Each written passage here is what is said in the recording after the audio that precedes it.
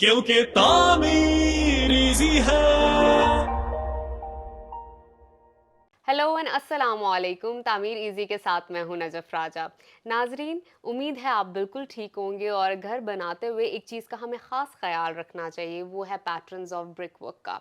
کس طرح کی اینٹ کا استعمال ہو، کیونکہ گھر خوبصورت بھی لگنا چاہیے اور گھر مضبوط بھی ہونا چاہیے. کس طرح کی ٹیکنیکلٹیز کا، پیٹرن کا خیال رکھنا چاہیے کہ گھر آپ کے اکارڈنگلی بنے اور ساتھ ہی ساتھ ڈیوریبل بھی ہو.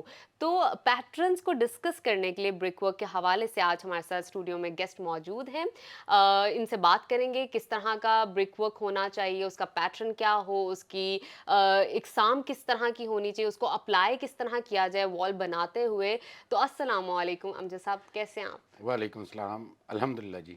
سر بتائیے کہ پیٹرنز آف برک ورک پہ ہم بات کر رہے ہیں.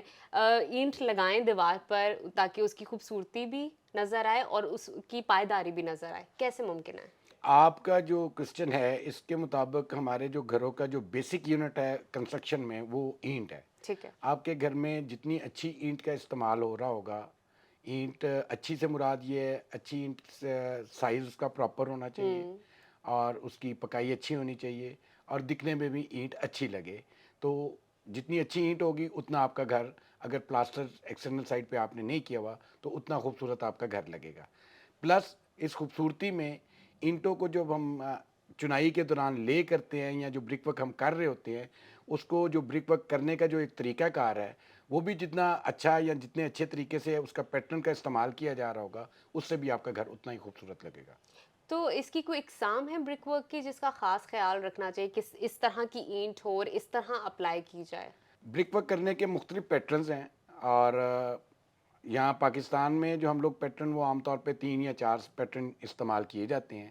لیکن ان پیٹرن پہ آنے سے پہلے میں آپ کو برک ورک کی 2-3 ٹرمنالوجیز جو عام طور پہ ہمارے میسنز استعمال کرتے ہیں جی ان کا ذکر کرنا جی چاہوں گا. ضرور. اچھا، سب سے پہلے یہ سمجھ لیجئے کہ برک ایک بیسیکلی مٹی کا ایک بلاک ہے جس کا سائز 9 انچ اس کی لمبائی ہوتی ہے، 4.5 انچ اس کی چوڑائی ہوتی ہے اور 3 انچ اس کی موٹائی ہوتی ہے. جو ایک اینٹ کی موٹائی کے برابر ہماری دیوار کے اندر اگر ہم 9 انچ یا 4.5 انچ کی دیوار بنا رہے ہیں تو جو ایک لیئر اینٹوں کی لگتی ہے اس کو عام طور پر ہم لوگ ایک برک کورس کہتے ہیں یا اس کو عام مصری اینٹوں کا ایک ردہ کہتے ہیں. ٹھیک ہے. اسی طرح سے جو اینٹ کی لمبائی ہوتی ہے اس کو عام طور پہ ہم اسٹریچر کہتے ہیں، جس کو مستری اپنی زبان میں جیسے چارپائی کے 2 جو لمبی سائڈیں ہوتی ہیں اس کو ہم بازو کہتے ہیں اور سر اور پاؤں والی جو چھوٹی سائڈیں ہوتی ہیں اس کو ہم سیرو کہتے ہیں. اس طرح اینٹ کی جو لمبی سائڈ ہوتی ہے اس کو ہم اسٹریچر کہتے ہیں یا مستری اس کو اپنی زبان میں بائی کہتے ہیں، پنجابی کا ورڈ ہے. اسی طرح سے جو چھوٹی سائڈ ہوتی ہے جو کہ 4.5 انچ کی ہوتی ہے اس کو ہم اپنی زبان میں ہیڈر بولتے ہیں اور مستری اس کو اپنی زبان میں سیرو بولتے ہیں، یعنی سر والی جیسے چھوٹی سائڈ ہوتی ہے.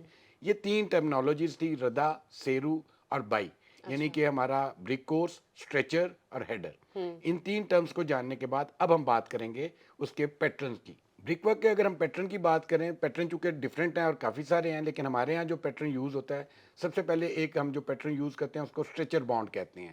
عام طور پہ یہ جو برکس کے پیٹرن ہیں ان کو ہم بانڈز کی شکل میں ڈسکس کرتے ہیں کیونکہ وہ ایک اینٹ کا دوسری اینٹ کے ساتھ جو بانڈ ہوتا ہے اور اس کی جو اینٹ کی پلیسمنٹ ہوتی ہے اس کی وجہ سے اس کو عام طور پہ بانڈ کا نام دیا گیا. اسٹریچر بانڈ کا مطلب یہ ہے کہ ہمیں جب ہم دیوار دیکھتے ہیں تو اس میں ہمیں جتنی اینٹیں نظر آ رہی ہوتی ہیں وہ ساری کی ساری لمبائی کے رخ سے نظر آ رہی ہوتی ہیں، یعنی ہمیں 9 انچ کا اس کا فیس نظر آ رہا ہوتا ہے اور 3 انچ کی اس کی تھکنس نظر آتی ہوتی ہے. اس کو ہم اسٹریچر بانڈ بولتے ہیں. دوسری ٹائپ جو ہے وہ ہے اس کو ہم انگلش بانڈ کہتے ہیں. انگلش بانڈ میں عام طور پر ایک برک کورس جو ہوتا ہے اس میں سارے اسٹریچر نظر آتے ہیں اور اس سے اوپر والا یا نیچے والا یعنی آلٹرنیٹ جو برک کورس ہوتا ہے اس میں سارے ہیڈر نظر آتے ہیں. یعنی اسٹریچر اور ہیڈر کو اگر ہم آلٹرنیٹ کر کے استعمال کرتے جائیں تو اس کو انگلش بانڈ کہتے ہیں، جو کہ عام طور پہ ہمارے ہاں سب سے کامن جو برک پیٹرن ہے وہ یہی استعمال ہوتا ہے کیونکہ یہ سب سے آسان بھی ہے اور اس میں عام طور پہ ہمیں اچھی ڈیوریبلٹی اور اسٹرینتھ بھی مل جاتی ہے. بالکل ٹھیک. تیسرے نمبر پر آ جاتا ہے ہمارے پاس جو بانڈ ہے اس کو ہم لوگ فلیمش بانڈ بولتے ہیں. فلیمش بانڈ بیسیکلی یہ اس میں اینٹوں کو اس ترتیب سے لگایا جاتا ہے دیوار کے اندر کہ ہمیں ایک اینٹ کا اسٹریچر نظر آتا ہے، دوسرا اس کے بعد ایک ہیڈر نظر آتا ہے، پھر اسٹریچر نظر آتا ہے اور پھر ہیڈر نظر آتا ہے. یعنی ہر برک کورس کے اندر آپ کو اسٹریچر اور ہیڈر کا کمبینیشن مل رہا ہوتا ہے. تو اس بانڈ کو عام طور پہ ہم لوگ फ्लेमिश बॉन्ड बोलते हैं। एक चौथी टाइप जो पाकिस्तान में इस्तेमाल हो रही है उसको हम डच बॉन्ड बोलते हैं। डच बॉन्ड और आपका जो इंग्लिश बॉन्ड है वो दोनों एक ही तरह के बॉन्ड हैं। बेसिकली दोनों में अल्टरनेटिव लेयर्स ऑफ जो ब्रिक कोर्स है वो स्ट्रेचर और हेडर की होती हैं, लेकिन डच बॉन्ड में ये खसूसियत ये होती है कि इसमें जो हेडर का सेंटर है और जो स्ट्रेचर का सेंटर है उन दोनों को अलाइन करके चलाया जाता है। इस तरह से ऊपर आपका कोई भी जॉइंट जो है वो दूसरे जॉइंट पे नहीं आता। बिल्कुल ठीक। ये आमतौर पे 4 पैटर्न है। आपका जो स्ट्रेचर पैटर्न है वो आमतौर पे आपका 4.5 इंच की जो ब्रिक वर्क चल रहा होता है उसमें नज़र आता है आपको। आपके पास जो इंग्लिश बॉन्ड हम जिसका जिक्र किया है वो आपको 9 इंच की चुनाइयों में नज़र आता है। हमने जो फ्लेमिश बॉन्ड का जिक्र किया है वो आमतौर पे 13.5 इंच की चुनाई में नज़र आता है। बिल्कुल ठीक। अच्छा सर, बॉन्ड्स का आपने जिक्र कर लिया, पैटर्न की बात होगी, एग्जाम का भी आपने बता दिया। अब एहतियाती तदाबीर के हवाले से बात कर लेते हैं। किन चीज़ों का हमें ख़ास ख्याल रखना चाहिए? देखिए जी, ब्रिक वर्क में जो चंद चीज़ों का ख्याल रखना चाहिए, एक तो वही चीज़ें हैं जो अभी हमने जिक्र किया कि ब्रिक वर्क में किन चीज़ों की हमें अहमियत होती है। उसमें ब्रिक्स की बात कर ली थी हमने, मोर्टर की बात कर थी, लेकिन जब ब्रिक वर्क शुरू होता है तो इसके लिए हमारे घर की मजबूती का या अच्छे ब्रिक वर्क का एक ताल्लुक उस घर की बुनियाद के साथ भी है।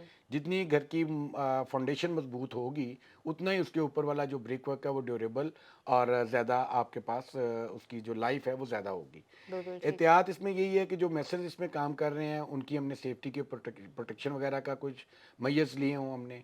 इसी तरह से जो हमने ईंट और मॉर्टर की जो कॉम्बिनेशन थे वो अच्छी उसकी सिलेक्शन की हो, और इसी तरह से जो उसके लेवल और स्पेशली अब वर्टिकल जो हम उसको प्लम करना कहते हैं या उसको आमतौर पे साल कहते हैं। यानी आप देखें कि आमतौर पे जब ब्रिक वर्क करते हैं मैसन, जब वो 5 या 6 फुट या 7 फुट ऊंची जब दीवार करते हैं, या तो दीवार अंदर की तरफ टिल्ट हो जाती है या वो आउटवर्ड टिल्ट होती है। तो इस इनवर्ड या आउटवर्ड टिल्टिंग को कंट्रोल करने के लिए मिस्त्री साथ साथ ऊपर से एक वो डोरी के साथ एक नीचे लट्टू सा बंधा होता है उसको लटकाते हैं, जिसको कहते हैं पंजाबी में कहते हैं साल कर रहे हैं। अच्छा। तो लिहाजा इसमें इसका जो हॉरिजॉन्टल अलाइनमेंट और इसका वर्टिकलिटी जो है यानी इसकी प्लम या इसका साल होना बहुत ज़रूरी है। अगर ये दोनों चीज़ें नहीं होंगी तो आपका ब्रिक वर्क ना तो दिखने में अच्छा लगेगा ना ही उसकी स्ट्रेंथ आपको अच्छी मिलेगी। बिल्कुल ठीक।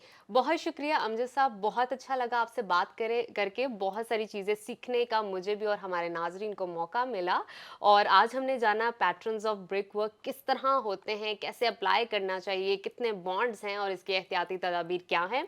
अगर कोई ऐसा सवाल हो जो रह गया हो तो आप इस वीडियो के नीचे कमेंट कर सकते हैं, और मज़ीद जानने के लिए तामीर इजी की वेबसाइट भी विजिट कर सकते हैं। मुझे नजफ राजा को दीजिए इजाज़त। अल्लाह हाफ़िज़। कंस्ट्रक्शन से रिलेटेड रहनुमाई और अपडेट्स के लिए विजिट कीजिए tameereasy.com। क्योंकि तामीर इजी है।